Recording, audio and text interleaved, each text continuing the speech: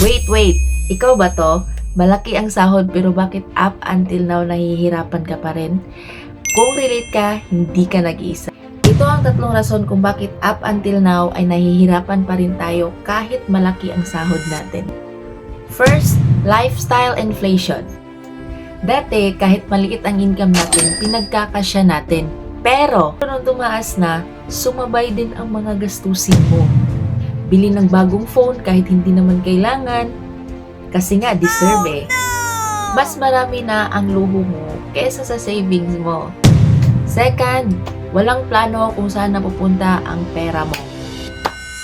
Kung wala kang plano or financial goal, mauubos at mauubos pa rin ang pera mo. Tandaan, money without direction, disappear fast. Pangatlo, iisa lang ang source of income mo. Guys, sa panahon ngayon, hindi na sapat na iisa lang ang source of income mo. What if magkaroon ng emergency sa family mo? Or mga biglaang gastos, bagsak agad ang finances mo dyan. Sabi nga, never settle on a single source of income. Kaya kung right now, nakapag-decide ka na magkaroon ng extra income, good news dahil meron akong i-share sa'yo na isang opportunity na ginagawa namin.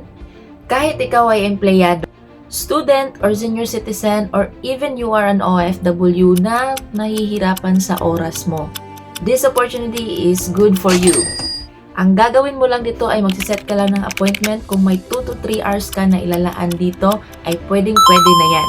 Kahit hindi ka mateke, okay lang yan dahil meron kaming mga free trainings na ibibigay sa'yo. Take note, wala din itong quota, kaya napakaganda.